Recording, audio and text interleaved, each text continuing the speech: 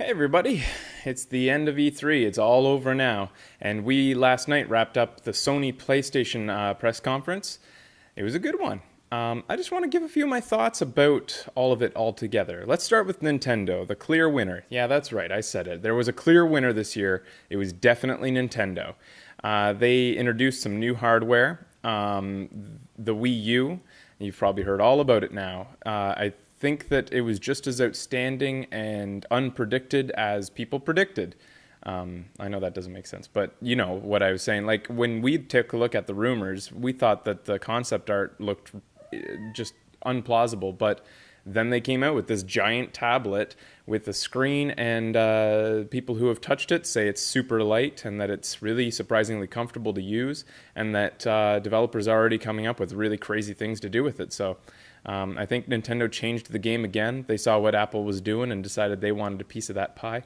Funny thing is that I noticed that they've already done this, really. I mean, it didn't have a touchscreen, but remember when the Game Boy Advance could connect to the GameCube? It did, and it did this very similar thing. Like you had supplementary game material on your Game Boy Advance, and it was like with four swords and stuff. You could play four player, and you could, if you went into a dungeon, you could see yourself in the dungeon so that you didn't have to, like everybody else who was playing, didn't have to go in the dungeon with you, stuff like that. So they've already done this, just like, you know, with motion controls. They'd already done it with the Power Glove and with, things like, yeah, so the Wii had already been done by the Power Glove. The 3DS was already a Virtual Boy in the past. What else has Nintendo done in the past that they're going to revamp and do it right the second time? I can't think of anything else. Like, Mario Kart games. I don't know. Anyways, so that was about all that we saw from Nintendo that was really remarkable. And then just, you know, the standard, more of your beloved franchises coming to the next generation. Zelda, Mario, Mario Kart, Luigi's Mansion. I know I was hard on it during the show, but, you know, it looks like it's probably going to be a fun game. And I know it's a cult classic, and I know that Luigi himself is a classic cult character. For some reason, some people just have an affinity for him. I think it's because you're little brothers and sisters. Anybody who likes Luigi is probably a little brother or sister. Someone who has been cast in the shadow in the past. Yeah, that's my psychological analysis of you, so suck on it. You mad? Next up, we have Microsoft, the clear loser of the pack. Yeah, they were a clear loser. And the reason was because they just rehashed. It was just basically a rehash of last year's conference. There was no surprises. There was nothing there particularly for investors or for consumers that would really stand out. And yes, investors are important. I'm very interested in the business side of gaming. If you've watched the show a lot, you know that that's something I really take a lot of interest in. And I'm always watching not just what they present, but how they present it, and why and who and where they no, but that's what I care about. Regardless, they presented some cool things. Halo 4 is cool. It's a teaser. They showed it at the very end. The upcoming Modern Warfare is cool, but that's not just on the Xbox. So why did they lead off with that?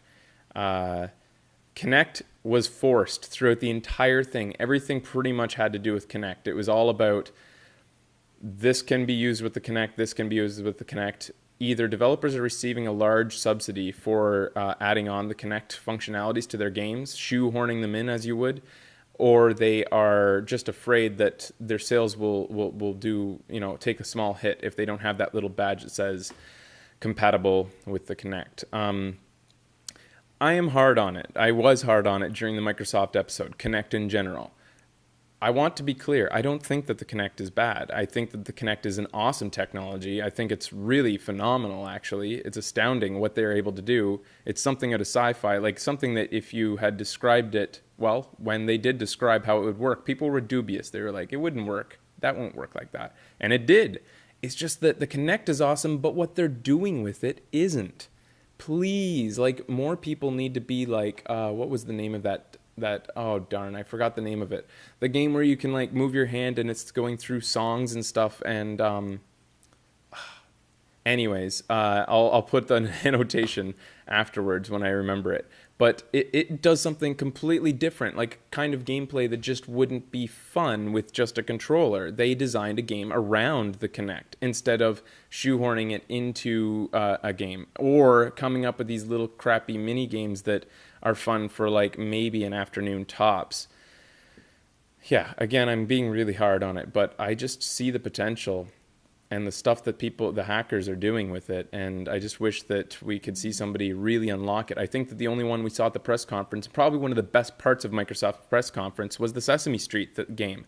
I think that's going to be a lot of fun. I think that's a good utilization of the Kinect. You got a kid and his fake dad on stage there standing up. And that was one of the highlights, was when the guy who made the game said, "Unleash the simulated family." Very lifelike. I'm getting a call. Just a second here. Oh, it's Deacon. Here, just a second. I'm going to take this. Hello? Hey.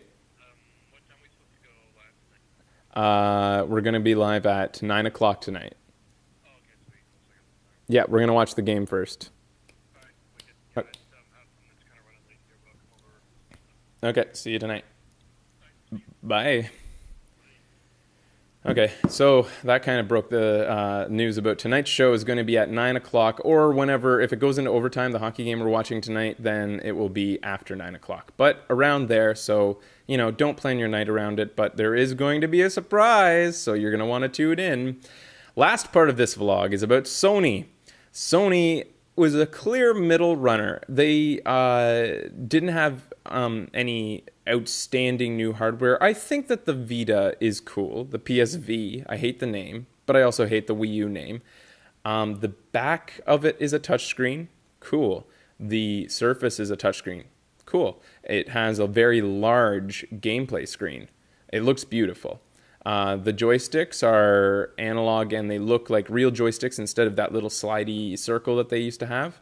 It looks like a solid system. I'm just not that much into portable systems in general. I'm not that big on the 3DS either.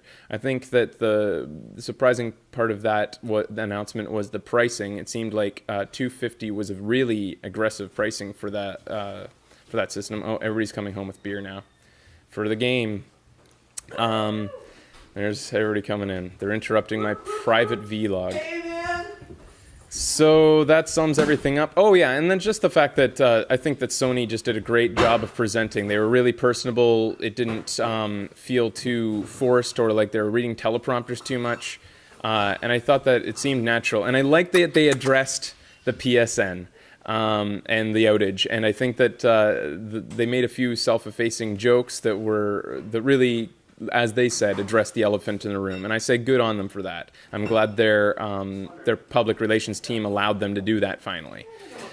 I think that covers it all. So I'll see you tonight, guys. If you want to tune in, there's going to be a surprise game. I love you.